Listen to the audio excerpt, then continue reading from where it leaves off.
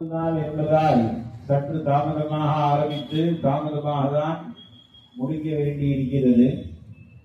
நாளைய தினம் ஸ்ரீவித்யா கணபதி மூலமந்திர செய்து சண்டி ஹோமம், மகாவாராகி மூலமந்திர செய்து சண்டி ஹோமம் 17ஆம் தேதி, 18ஆம் தேதி ஸ்வயம்பரா பார்வதி மூலமந்திர சண்டி ஹோமம், 19ஆம் தேதியோடு 5 நாட்கள் பூர்த்தி அடைய போகிறது. அதற்காக இந்த மகரிஷிகள்லாம் நமக்கு கொடுத்திருக்கக்கூடிய இந்த உடல் நமக்கு கொடுக்கும் பொழுதே நாம் அனைவருமே 3 கடன்களில் தான் பிறக்கிறோம் இந்த உலகத்தில். அது நமக்கு தெரிய மாட்டேங்குது. நாம் சிந்தித்து பார்த்தோமே, ஆனால் நம்ம வாங்குற ரூபா நாம் பைசாலாம் கடன் நினைத்து கொண்டு இருக்கிறோம். அது இல்லை.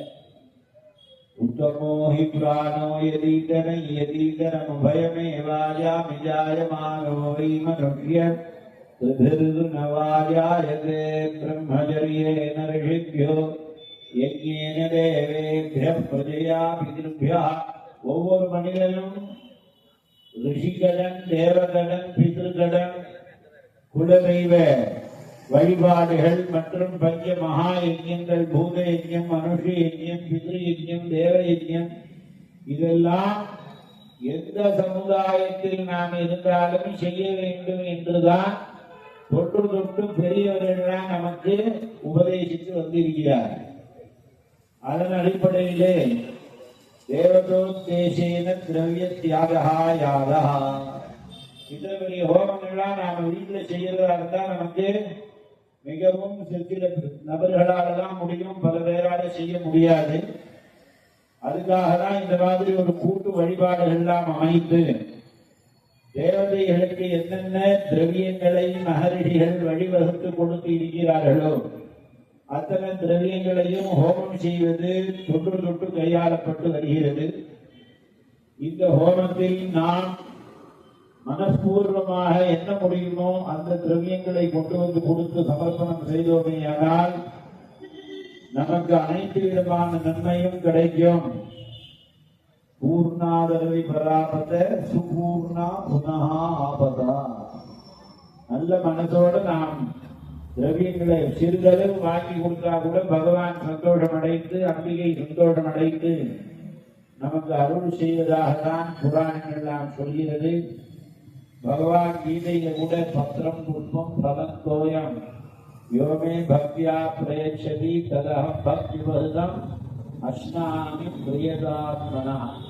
நாம் ஒரு துன்பப்பூவை எடுத்து போட்டு பூஜை பண்ணா கூட பகவான் சந்தோஷம் அடைந்து நம்மளுடைய துன்பத்தை எல்லாம் போக்குகிறார்கள் என்றுதான் சொல்லியிருக்கிறது சாஸ்திரங்கள். அதனால விசேஷமான புண்ணிய காலம் இப்பொழுது ஆசேது ஹிமாச்சல பரியந்த இருக்கக்கூடிய மக்கள் அனைவரும் பிரயாகராஜ கஷேத்திரத்துக்கு போய் சென்று உங்களுக்கு ஸ்நானம் எல்லாம் செய்து வருகிறார்கள். அந்த மாதிரி ஒரு புண்ணிய காலத்துல நாமெல்லாம் ஒன்று கூடி இந்த மகரிஷிகளால் வழிவகுத்து கொடுக்கப்பட்ட மூலமந்திர ஹோமங்கள்லாம் செய்கிறோம் என்றால் அதுவே நமக்கெல்லாம் பெரிய புண்ணியம். பகவத்கீதா கிஞ்சித தீகா கங்காஜலவ கணிகா பீதா சகலவியேன முராரி சமர்ச்சா கிரியதே தஸ்ய யமேன சர்ச்சா என்று ஆதிசங்கர பகவத்பாதார் சொல்லியிருக்கார். கொஞ்சமாவது பகவத்கீதையில ஒரு வரியாவது படிக்கணும்பா. கங்கா ஜலத்தை ஒரு டிராப்பாவது சாப்பிடணும், ஒரு முறையாவது பகவானை பூஜை பண்ணணும். அப்படின்னா நீ எதை ரெண்டும் பயப்பட வேண்டாம். இன்னைக்கு கூட ஒருத்தருக்கு ரொம்ப உடம்பு முடியல, அவர் கூட பயந்துட்டே போன் பண்ணிட்டே இருந்தார். அதனால எதுக்கு சொல்றோம்னா எல்லாருமே எல்லா விதமான பயங்களும் போகணும். துஸ்வப்ன துஷகுன துர்நிமித்த. பல பேருக்கு துஸ்வப்னம் வரும். சில பேர் பார்த்தோமே ஆனால் படுத்தா தூக்கமே வராது. எத்தனை மாத்திரை போட்டாலும் மாத்திரைக்கு பணம் செலவாகும், இந்த பேர் இவனுக்கு தூக்கம் வராது. அதனால இந்த மாதிரி கஷ்டங்கள்லாம் நம்மளை விட்டு ஆள வேண்டும் என்றால் ஒரே வழி துர்காம் தேவீனும் சரணமகம் பிரபத்தியே. துக்காது திராயத்தே இதி துர்கா. துக்கத்தில் இருந்து நம்மளை விடுவித்து காப்பாற்றுவோடு துர்காதேவி. பத்ரம் கலையதீதி பத்ரகாளி. மங்களத்தையும் சுபத்தையும் உண்டு வருபவரும் மகாகாளி பத்ரகாளி. அப்படியெல்லாம் சாஸ்திரங்கள் சொல்லி இருக்கிறது.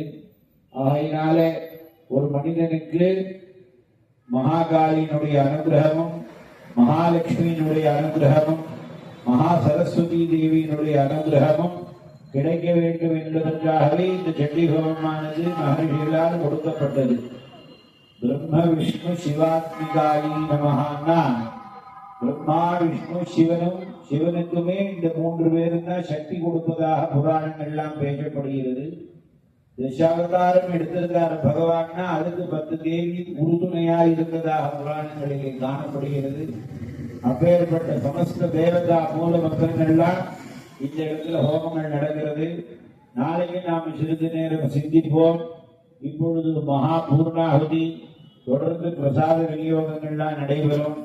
அதனால எல்லோரும் வந்து இருந்து இந்த சண்டி ஹோமத்தை தரிசித்து சகல தேவதா ஸ்வரூபியாய் மணித்வீபத்தில் வாசம் செய்து கொண்டு நடப்பன ஊர்வன பரப்பன அசைவன அத்தனையும் காத்தருளக்கூடிய ஜெகன்மாதா புவனேஸ்வரி தேவியினுடைய பரிபூர்ண அனுகிரகத்தை பெற்று அந்த புவனேஸ்வரி தேவிக்கு ஜூன் மாதம் 5ஆம் தேதி கும்பாபிஷேகம் நாமெல்லாம் சேர்த்து செஞ்சு அம்பாளுடைய அனுகிரகத்தில் பரிபூர்ண ஆனந்தத்தை அடைய வேண்டும் என்று சத்குருநாதர்களையும் ஜெகன்மாதா புவனேஸ்வரி தேவியையும் பிரார்த்தனை செய்து பூர்ணாகுதியை துவங்குவோமாக.